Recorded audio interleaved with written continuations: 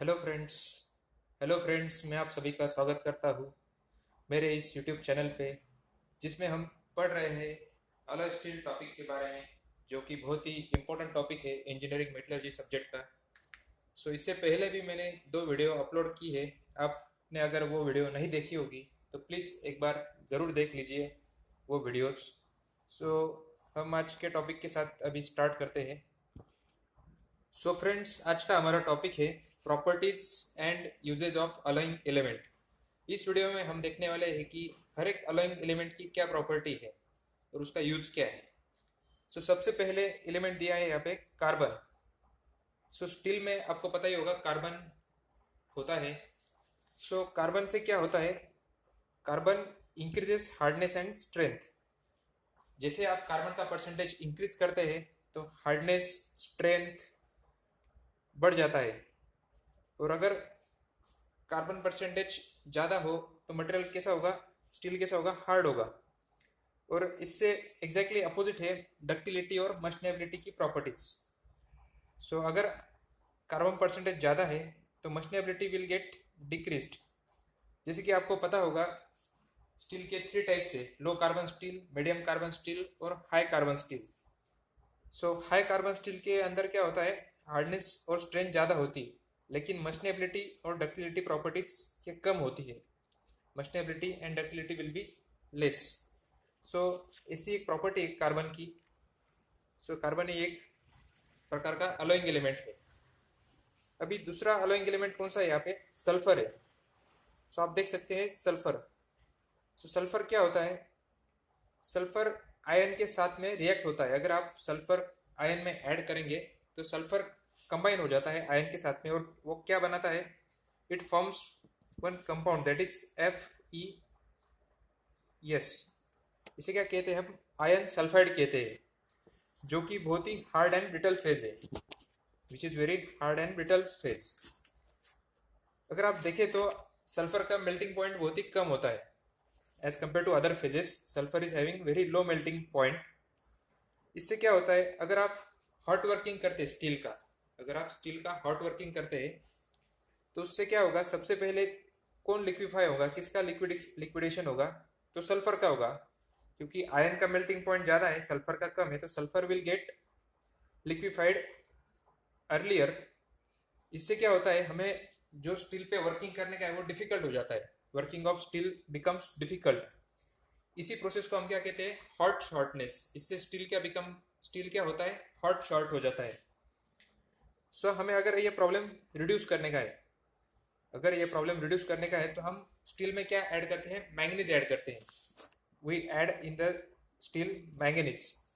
Manganese से क्या हो जाता है, कौन सा कंपाउंड फॉर्म होता है, मैंगनीज सल्फाइड फॉर्म हो जाता है। मैंगनीज सल्फर के साथ रिएक्ट होके इट फॉर्म्स मैंगनीज सल्फाइड।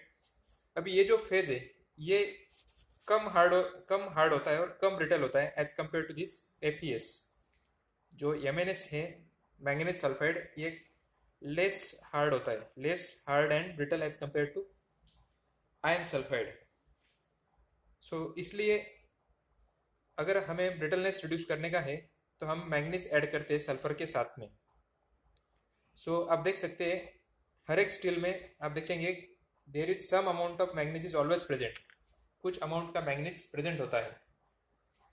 सो इसका और एक एडवांटेज है कि जो MnS फॉर्म होता है, मैंगनीज सल्फर के साथ में रिएक्ट होकर जो मैंगनीज सल्फाइड फॉर्म करता है, उससे क्या होता है, चिप फॉर्मेशन इजी हो जाता है। It promotes chip formation. अगर चिप्स इजीली फॉर्म होते हैं तो क्या होता है, मशनेबिलिटी इंक्रीज हो जाती है। स्टील की जो मशनेबिलिटी है इट विल गेट इंक्रीज्ड। ये कैसे होता है, जो भी पार्टिकल्स है एम एन एस के जो पार्टिकल्स है वो क्या करते हैं, वो जो मैट्रिक्स होता है स्टील का, जो कंटिन्यूटी ऑफ मैट्रिक्स होती है उसे ब्रेक कर देते हैं, और उससे क्या होता है, चिप फॉर्मेशन स्टार्ट होता है। सो इससे क्या होता है, मशनेबिलिटी इंक्रीज होती है, इट इंक्रीजेस मशनेबिलिटी। ठीक है। सो ये है second alloying element that is called as sulphur. अभी तीसरा अलोइंग एलिमेंट है फॉस्फरस। सो फॉस्फरस क्या होता है, फॉस्फरस इजीली डिजोल्व होता है फेराइट में। हमने देखा है पिछले वीडियो में, अगर अलोइंग एलिमेंट डिजॉल्व होता है, सोल्यूबल है फेराइट में, तो वो क्या करता है, टेंसाइल स्ट्रेंथ और हार्डनेस इंक्रीज करता है। It increases tensile strength and hardness. So इसीलिए हम इसे क्या कहते हैं, सॉलिड सॉल्यूशन स्ट्रेंथनर। ये क्या है, ये बहुत ही पावरफुल सॉलिड सॉल्यूशन स्ट्रेंथनर है। और अगर आप फास्फोरस उसके सोल्युबिलिटी लिमिट से भी ज़्यादा ऐड करते हैं, अगर आप फास्फोरस उसकी सोल्युबिलिटी लिमिट होगा कुछ तो भी, अगर उससे ज़्यादा आपने ऐड किया तो क्या होगा, वो एक आयन सल्फाइड फॉर्म करता है, ऐसा एक कंपाउंड फॉर्म करता है which is called as iron phosphate, sorry it is called as iron phosphate, that is Fe3P। So वो कैसा फेज है, वो बहुत ही हार्ड एंड ब्रिटल फेज है। ठीक है, सो अगर आप सोल्युबिलिटी लिमिट से ज़्यादा ऐड करते हैं फॉस्फोरस तो it will form hard and brittle phase. So इसलिए टू अवॉइड ब्रिटलनेस फॉस्फोरस हम बहुत ही कम ऐड करते हैं। इसका परसेंटेज कितना है, 0.05%, 0.05% ही ऐड करते हैं हम फॉस्फोरस। ठीक है, इसके अलावा भी फॉस्फोरस क्या करता है, मशनेबिलिटी इंक्रीज करता है। It can increase machinability in some steels. ठीक है, so like this is third element that is called as phosphorus. ये भी बहुत ही इंपॉर्टेंट अलोइंग एलिमेंट है। इसका परसेंटेज ध्यान में रखना है आपको, 0.05%। ठीक है, इसके अलावा भी हमारे पास एलिमेंट्स है दैट इज सिलिकॉन। सिलिकॉन भी फास्फोरस की तरह ही है। सिलिकॉन कैसा है, फेराइट सॉलिड सॉल्यूशन स्ट्रेंथनर। सो ये भी क्या होता है, सोल्यूबल है फेराइट फेज में। सो इससे क्या होता है, स्ट्रेंथ बढ़ जाती है, हार्डनेस बढ़ती है, टफनेस भी बढ़ जाती है। ठीक है, स्ट्रेंथ हार्डनेस टफनेस बढ़ जाएंगी विदाउट लॉस ऑफ डक्टिलिटी। सो ये एक बहुत ही इंपॉर्टेंट एडवांटेज है सिलिकॉन का। सो सिलिकॉन इम्प्रूव्स ऑक्सीडेशन रेजिस्टेंस। ये क्या करता है, ऑक्सीडेशन रेजिस्टेंस भी इम्प्रूव करता है। इसका मतलब क्या है, वो एक स्ट्रॉन्ग डीऑक्सीडाइजर है। स्ट्रॉन्ग डीऑक्सीडाइजर का मतलब क्या है कि वो कंबाइन होता है डिजॉल्व ऑक्सीजन के साथ में। स्टील में जो भी डिजॉल्व ऑक्सीजन होगा उसके साथ में कंबाइन होके वो क्या करता है, ऑक्सीजन का परसेंटेज रिड्यूस करता है स्टील में से। So that is called as deoxidization. So silicon is good deoxidizer और it improves oxidation resistance. Silicon का और एक प्रॉपर्टी कि it reduces hysteresis losses. Hysteresis losses कहाँ पे आते हैं, जहाँ पे मैग्नेटिज्म होगा, मैग्नेटिक। सो ट्रांसफार्मर होता है, मोटर होता है, जनरेटर होता है, उनके अंदर जो कोर होता है, कोर वो स्टील का बना होता है। सो वहाँ पे अगर हम मैग्नेटाइजेशन डीमैग्नेटाइजेशन कंटिन्यूसली करते रहे तो क्या होता है, वहाँ पे हिस्टेरिसिस लॉस होता है, मैग्नेटिक लॉस होता है। सो अगर उस कोर का जो मटेरियल स्टील, अगर उसमें हम सिलिकॉन ऐड कर दें तो क्या होगा, हिस्टेरिसिस लॉस कम हो जाएगा। ये कैसे क्या कम होता है, जो भी सिलिकॉन है वो क्या करता है, परमेबिलिटी इंक्रीज करता है स्टील की। It increases the permeability of steel, और उससे क्या होता है, हिस्टेरिसिस लॉस कम हो जाता है। इसलिए silicon is present in almost all the steel. All the steel मतलब जो स्टील इलेक्ट्रिकल पर्पज एप्लीकेशंस के लिए यूज होते हैं उसमें क्या करते हैं, हम सिलिकॉन ऐड करते हैं। ठीक है, इसके अलावा भी सिलिकॉन कहाँ पे यूज हो सकता है, स्प्रिंग में यूज हो सकता है, पंचेस, ऑटोमोबाइल वॉल्स, इस चीज में यूज हो सकता है, क्योंकि वो क्या करता है, टफनेस इंक्रीज करता है। स्प्रिंग जो होती है उसकी टफनेस अच्छी होनी चाहिए, पंचेस, चिजेल्स, ऑटोमोबाइल वॉल्स, उसकी टफनेस अच्छी होनी चाहिए। इसलिए सिलिकॉन क्या करता है, टफनेस बढ़ता है, इसलिए ऐसे एप्लीकेशंस में सिलिकॉन यूज होता है। इसके अलावा भी कुछ अदर प्रॉपर्टीज भी है। सिलिकॉन क्या करता है, एक अच्छा ग्राफाइटाइजर है। ग्राफाइटाइजर मतलब वो ग्राफाइट्स बनाता है। इसका यूज हम कास्ट आयन में करते हैं। ठीक है, सो ऐसे कुछ प्रॉपर्टीज है जो भी हम सिलिकॉन की देख सकते हैं। 4 प्रॉपर्टीज वेरी इंपॉर्टेंट है। नेक्स्ट इज मैंगनीज है। मैंगनीज क्या होता है, अभी अभी हमने देखा कि मैंगनीज क्या करता है, सल्फर के साथ कंबाइन हो जाता है। जो स्टील में प्रेजेंट होता है सल्फर उसके साथ कंबाइन होके MnS फॉर्म करता है, मैंगनीज सल्फाइड फॉर्म करता है, और उससे क्या होता है, मशनेबिलिटी इंप्रूव हो जाती है। It improves machinability. और इसके अलावा भी जो मैंगनीज है, मैंगनीज डिजोल्व होता है फेराइट में। सो अगर मैंगनीज डिजोल्व होता है फेराइट में तो वो क्या करेगा, it improves strength and toughness. वो क्या करता है, स्ट्रेंथ, हार्डनेस, टफनेस इंप्रूव कर देता है। अगर मैंगनीज हायर परसेंटेज में होगा, अगर आपने मैंगनीज हायर परसेंटेज में यूज किया होगा तो उससे क्या होता है, डक्टिलिटी कम हो जाती है। सो इसलिए क्या होता है कि सल्फर जो है, सल्फर सॉरी मैंगनीज जो है यूजुअली यूज किया है करते हैं 1.6%। It is usually used 1.6% along with sulphur. Sulphur के साथ में मैंगनीज 1.6% तक यूज करते हैं। ठीक है।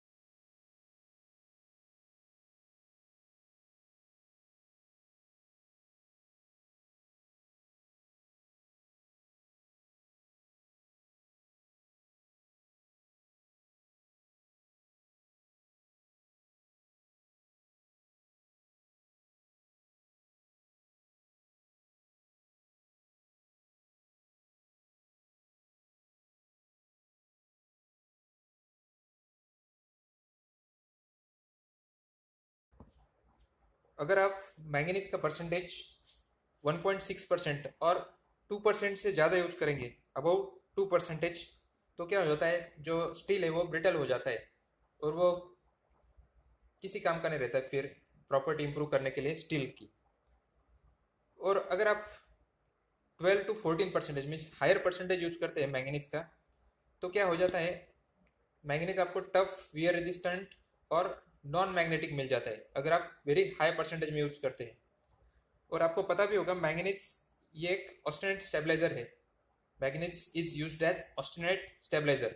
इसका मतलब क्या है कि आपको रूम टेम्परेचर में भी आपको ऑस्टेनेट स्ट्रक्चर मिलता है। जब आप स्टील को कूल करते हैं then at that time you get austenite structure at room temperature. इसे क्या कहते हैं, हम ऑस्टेनेट स्टेबलाइजर कहते हैं। सो अगर आप मैंगनीज हायर परसेंटेज में ऐड करते हैं तो आप ऑस्टेनेट स्टेबलाइजेशन कर सकते हैं।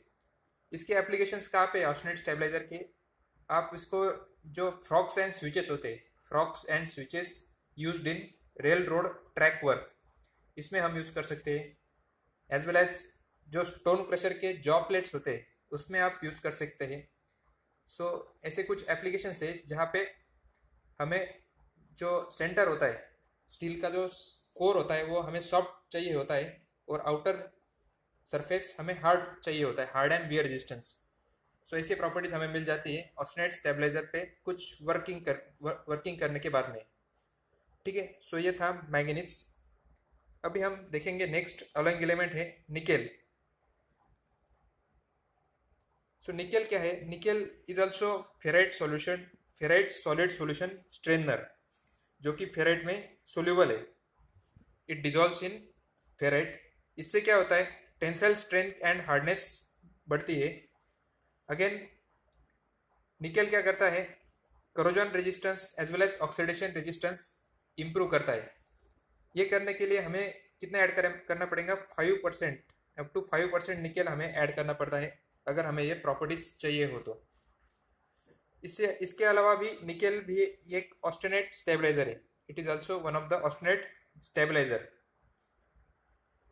और क्या प्रॉपर्टी है, निकेल क्या करता है, क्रिटिकल टेम्परेचर्स लोअर कर देता है। It lowers critical temperature. अगर ऑस्टेनेट स्टेबलाइजर है तो क्रिटिकल टेम्परेचर जो A1 होता है इट विल गेट रिड्यूस। इससे क्या होता है, हमें रूम टेम्परेचर पे अगेन ऑस्टेनेट मिल जाता है, ऑस्टेनेट की प्रॉपर्टीज मिल जाती है। ठीक है। इसके अलावा क्या है, it reduces coefficient of thermal expansion. जो भी थर्मल एक्सपांशन है स्टील का वो कम हो जाता है। इससे क्या होता है कि टेम्परेचर रेंज में हमें कुछ भी एक्सपांशन नहीं मिलेगा स्टील का। सो ऐसे कहाँ पे रिक्वायर्ड है हमें, we can use it in gauges. जो भी मेजरिंग गेजेस है वहाँ पे इसका एप्लीकेशन है, क्योंकि वहाँ पे थर्मल एक्सपांशन जीरो चाहिए होता है, कुछ भी एक्सपांशन नहीं होना चाहिए। सो गेजेस में आप यूज कर सकते हैं, गेजेस, टेप्स में यूज कर सकते हैं, मेजरिंग टेप्स। और you can use it in watch parts. जो भी घड़ियाल होता है वॉच, उसके पार्ट्स में आप यूज कर सकते हैं जहाँ पे हमें थर्मल एक्सपांशन जीरो चाहिए होता है। इसके अलावा भी निकेल क्या कर सकता है, हार्डनेबिलिटी इंक्रीज कर सकता है। कुछ कुछ स्टील का it can increase hardenability of steel also. ठीक है, so like this is the nickel which is very important one. अभी नेक्स्ट हम देखेंगे क्रोमियम.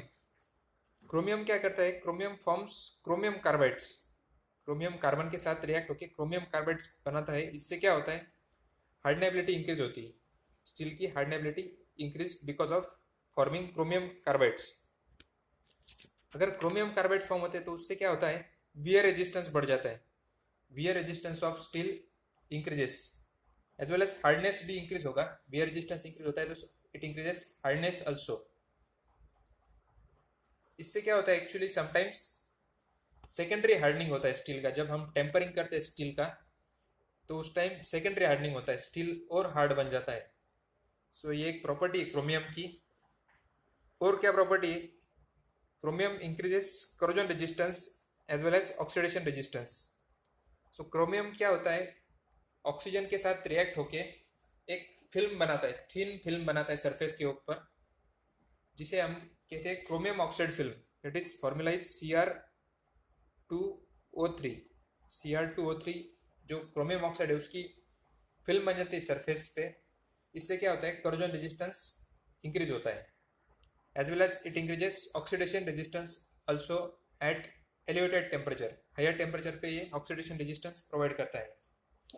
सो ये बहुत ही इंपॉर्टेंट प्रॉपर्टीज है क्रोमियम की.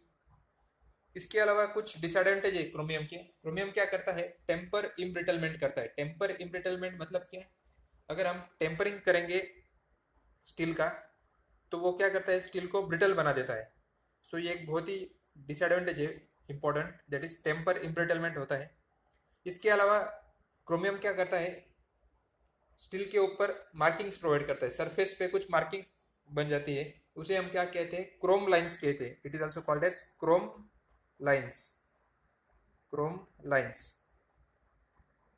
सो this is also one of the disadvantage. So अगर क्रोमियम स्मॉल अमाउंट में है तो आप कहाँ पे यूज कर सकते हैं क्रोमियम को? स्मॉल अमाउंट में you can use it in bolts, springs, gears, balls and races of bearings. कुछ स्ट्रक्चरल स्टील में भी आप यूज कर सकते हैं क्रोमियम को.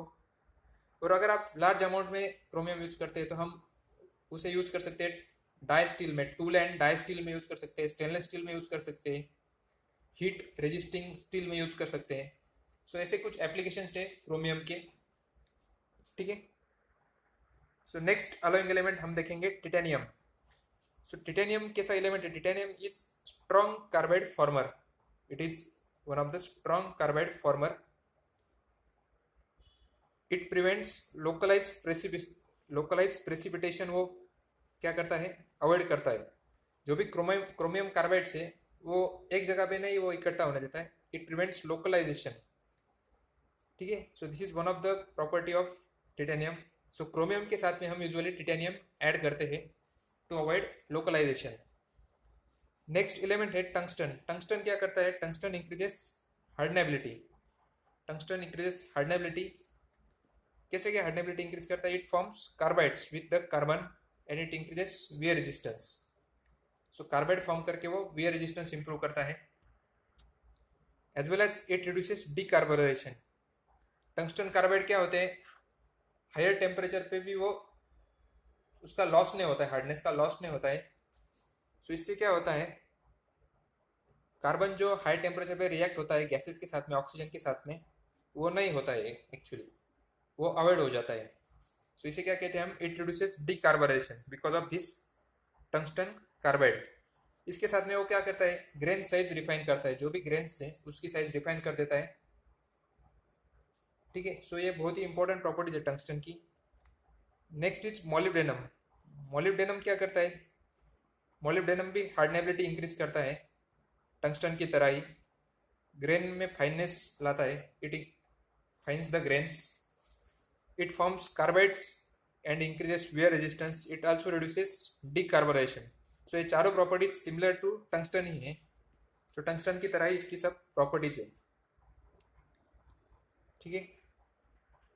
नेक्स्ट हम देखेंगे वैनाडियम. वैनाडियम कैसा स्ट्रक्चर है? वैनाडियम की भी प्रॉपर्टीज सेम है टंगस्टन और मोलिब्डेनम की तरह. वैनाडियम भी फाइन ग्रेन स्ट्रक्चर प्रोवाइड करता है, हार्डनेबिलिटी इंक्रीज करता है और its properties are similar to those of tungsten and magnesium. लेकिन इसके अलावा वैनेडियम अगर ये दोनों के साथ कंपेयर करेंगे तो ये स्ट्रॉन्ग डी ऑक्सीडाइजर है।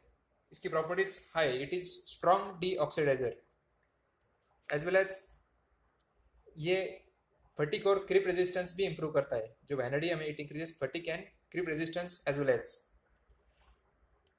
और जो कार्बाइड होता है वैनेडियम के जो कार्बाइड है वो बहुत ही हार्ड होते हैं as compare to tungsten and manganese.